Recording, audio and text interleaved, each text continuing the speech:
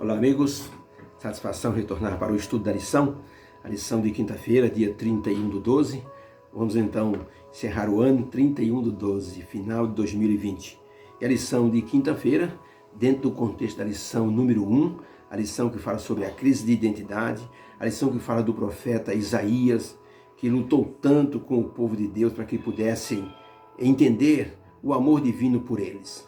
Ontem, na gravação, eu vi que um telefone tocou e de repente foi a propósito, porque eu fiquei pensando, Deus falou tanto com o povo que era como se um telefone estivesse tocando e ninguém atendesse, ninguém prestava atenção. E então, para a gente que estamos assistindo um vídeo, o som de um telefone tocando incomoda. Mas para as pessoas de Israel, o som da voz do profeta era como se eu fosse um telefone tocando, ninguém queria atender. E por isso Deus insistia através do profeta Isaías. Hoje a lição fala sobre um sinistro cântico de amor. O profeta Isaías declarou um amor assim, o amor divino, através de um cântico. E mostra que as escolhas são muito importantes em nossa vida. A lição de hoje fala principalmente sobre escolhas. Deus queria que o povo escolhesse o melhor. Deus tinha a intenção de que o povo tivesse um direcionamento para a vida. Por isso é que ele disse, coloco diante de você a bênção, a maldição, escolha a vida para que você viva e vocês possam então viver em paz. Esse era o pensamento divino desde a saída do Egito, que Deus lutou com o povo para que eles escolhessem o melhor. O povo de Israel era um povo duro e muitas vezes hoje, como cristãos, nós também somos um povo, assim, como diz a Bíblia, de dura cerviz, assim, de ânimo dobre. Nós não conseguimos, assim, entender o que Deus quer para nós. Nós geralmente fazemos nossa vontade. Nós queremos fazer nossa vontade e, por último, é que nós consultamos a Deus. No caso de Isaías, Deus estava dizendo para o povo, vocês já escolheram de forma errada. Agora é hora de escolher o certo. Josué mesmo, na hora que ele estava para despedir-se do povo, ele disse para o povo, olha, eu e minha casa serviremos ao Senhor. Vocês escolham o que vocês querem servir. Ou vocês escolhem servir a Deus, ou escolhem servir a Baal, ou aos deuses dos amorreus. Então Josué foi assim contundente, porque Josué viu a trajetória do povo que saiu do Egito.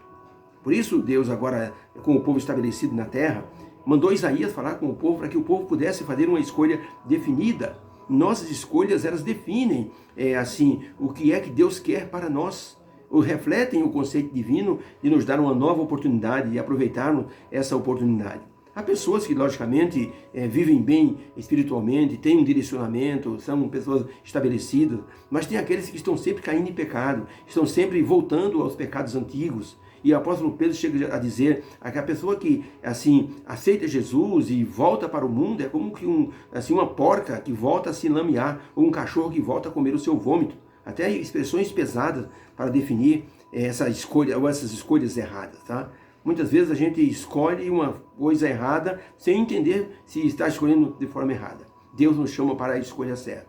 Um certo cidadão estava falindo nos negócios, estava muito endividado, com pessoas cobrando, agiotas cobrando, ameaçando o cidadão. E ele disse, sabe uma coisa? O melhor que eu tenho a fazer é acabar com essa minha vida, pelo menos ninguém vai me perturbar mais. E ele dirigiu-se a uma estrada de ferro para se jogar embaixo do trem. Era um domingo à noite. E quando ele passou por uma das ruas que dão acesso ali à linha do trem, ele passou na frente de uma igreja. E a igreja, os membros estavam cantando um hino que falava sobre em Jesus, amigo, temos mais chegado que um irmão. E esse homem ouviu esse hino enquanto caminhava na direção do trem. E quando o hino chegou assim, dizendo assim, que Jesus é um amigo mais chegado que um irmão, e se você quiser, leve a ele os seus problemas e traga o seu coração. Aquele homem parou por um momento no meio da rua, ficou escutando o restante do hino, é o que amigo em Cristo temos, e quando chegou no final da estrofe, ele disse, sabe uma coisa? Eu acho que eu vou nessa igreja. E os irmãos cantaram mais um hino que falava sobre Jesus Cristo é o bom pastor, Jesus pastor divino, e ele ficou assim pensativo dentro da igreja. A mensagem veio e falou ao coração dele, e aquele homem resolveu então entregar o coração ao Senhor Jesus Cristo. Uma escolha bem definida, que transformou a vida desse homem. Deus o ajudou, ele tomou novo ânimo, procurou os seus credores e negociou com eles e começou então uma nova vida. Olha que uma escolha benéfica pode ajudar a pessoa. Há pessoas que escolhem porque Deus fala ao coração das pessoas. Houve um homem chamado Amâncio, foi no Rio de Janeiro, Amâncio Alves, um homem que era, assim, ele era assim, eu não diria um assassino, mas ele era as pessoas encomendavam que ele fosse fazer cobrança. Ele era muito bruto, ele dava surra em gente que o povo ficava no chão caído. E então um homem encomendou que Amâncio Alves fosse cobrar um crente, e o crente estava na igreja, e ele deu o endereço da igreja. Ele disse: pode deixar, que hora começa o culto? 8 horas eu vou lá, eu pego esse cidadão pelo cabresto, eu dou uma surra nele. E o Amâncio foi lá para frente da igreja, ficou na esquina esperando. Ele chegou cedo, ficou olhando pessoa por pessoa que chegava. Ele sabia as características do devedor, e o homem não chegava. E o culto começou, o louvor, e começaram a cantar: manso e suave Jesus está chamando. E o Amâncio estava na esquina, aí, uns 300 metros de longe olhando, e aquela música para ele soou, em vez de manso e suave Jesus está chamando, ele ouviu dizer o nome dele: Amâncio, Jesus está chamando. E ele falou: ué, como é que as pessoas sabem que eu estou aqui na esquina? Será que contaram para o pastor? E ele ouviu o hino até o final. Ele disse: eu vou ver que danado de hino é esse, que música é essa? E quando ele chegou mais perto, o fervor da igreja contagiou aquele homem. Ele entrou na igreja, e não é que Jesus transformou aquele coração, ele veio dar uma surra no homem e acabou então sendo reduzido a um servo de Deus. Que coisa tremenda! É quando a pessoa faz uma boa escolha. Pergunta número 10, a lição de quinta-feira: por que o profeta Isaías fez um cântico de amor falando de uma vinha? E Isaías 5, de 1 a 7, diz o seguinte: ora, seja-me permitido cantar para o meu bem-amado uma canção de amor a respeito de sua vinha. O meu amado possuía uma vinha num outeiro fertilíssimo, e revolvendo-o com enxada e limpando-a das pedras, plantou-a de excelentes vides, e edificou no meio dela uma torre. Também construiu nela um lagar, e esperava que desse uvas boas, mas deu uvas bravas. Agora, pois, ó moradores de Jerusalém e homens de Judá, julgai, vos peço, entre mim e a minha vinha. Que mais se podia fazer a minha vinha que eu não tenha feito? E por que, esperando eu que desse uvas boas, veio a produzir uvas bravas? Agora, pois, vos farei saber o que hei de fazer à minha vinha.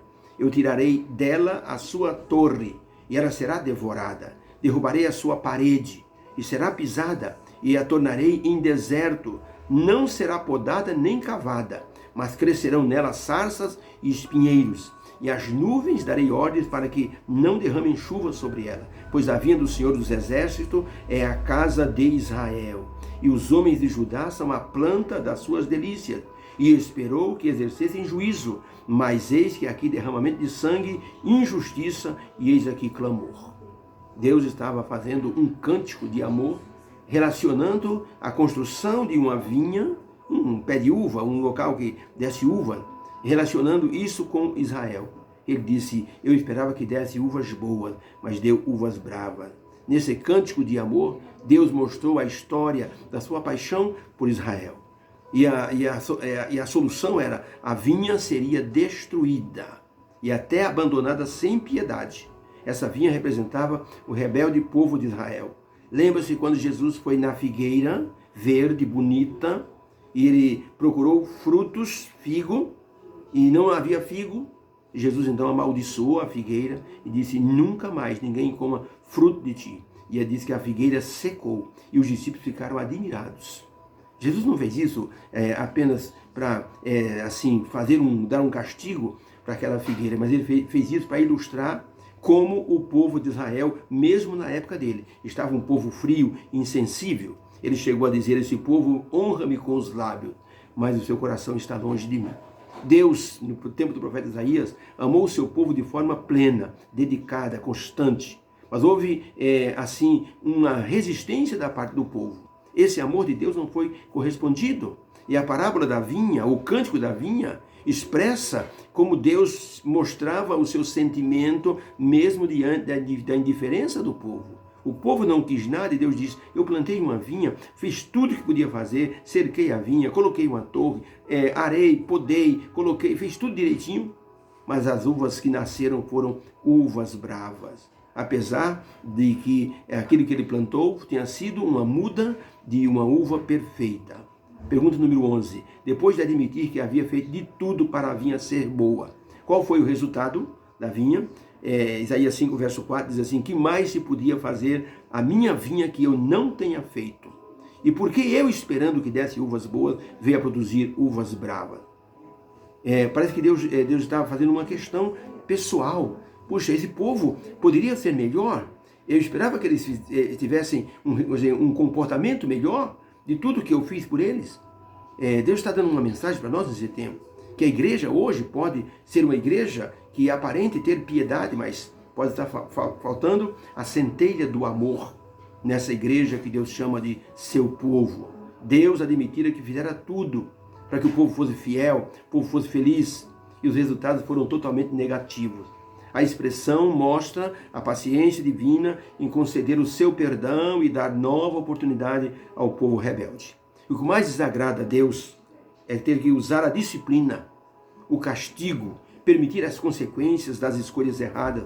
Mas seu povo não corresponde ao seu amor infinito. E Deus então fica assim magoado. Ele deixará que sigam o caminho escolhido, que enfrentem as consequências que virão. Uma coisa é certa: ninguém é feliz abandonando os caminhos de Deus. As pessoas até se enganam inicialmente, dizendo que tem uma liberdade, mas é falso, porque a pessoa cai na mão do maior escravizador, que é o diabo. E o diabo não é amigo de ninguém. O diabo mata todos aqueles que se unem a ele. Ellen White escreveu o seguinte em Parábolas de Jesus, na página 218. Com que incansável amor Cristo servia ao povo de Israel durante o adicional período de graça. Na cruz ele orava: Pai, perdoa-lhes, porque não sabem o que fazem. Tudo que o céu podia dar foi prodigalizado em favor do povo. Assim, seu cuidado e trabalho não foi diminuído, porém aumentado. Ainda hoje Deus diz: eu, o Senhor, guardo você a cada momento, eu regarei você como se fosse uma planta nova, para que ninguém lhe faça dano, e de dia e de noite te guardarei. Olha o amor de Deus por seu povo. Deus é, assim, um amante incansável do seu povo. Nunca nos esqueçamos que aquele que serve ao Senhor deve saber que Deus respeita nossas escolhas, por pior que elas sejam. Portanto, vale a pena escolher servi-lo. Conta-se que um rei antigo chamou um amigo pessoal e disse: olha, você me serve há tanto tempo, você é tão fiel, você fez tudo de bom pelo meu reino. Por isso eu vou lhe dar então uma chance de você escolher um presente. Escolhe o que você quiser, que eu te darei. O moço pensou um pouco e disse: se eu pedir para ser general, ele de pronto me dará o cargo. Se eu pedir metade do reino, ele também me dará. Sabe o que eu vou fazer? Eu vou pedir uma coisa que venha tudo isso junto. Ele disse: majestade, diante de sua grande bondade, eu peço uma coisa, que o Senhor me dê a mão de sua filha em casamento. E assim, por se tornar genro do rei, ele obteve o amor da princesa, obteve metade do reino e o mais alto cargo dentro do reino daquele rei. Que escolha maravilhosa esse moço fez. Assim ocorre conosco e com Jesus Cristo. Quando escolhemos a Jesus, nele obtemos tudo. Será que estamos fazendo essa escolha? Revelam as nossas decisões que escolhemos bem, escolhemos a Deus? Pense bem nisso. Deus abençoe você. 31/12. Fizemos escolhas tremendas durante esse ano de 2020. E Deus nos tornou fortes esse ano de 2020. 2021, Ele nos tornará felizes. Que Deus abençoe você. Quer uma bênção? Olha, cuide-se, hein? Máscara, se estiver junto de outras pessoas, use máscara. Não brinque, porque o vírus não brinca. Deus abençoe você. Obrigado por sua atenção. Seja feliz com sua família nesse 31/12, passagem para o novo ano. Que Deus abençoe você. Amém.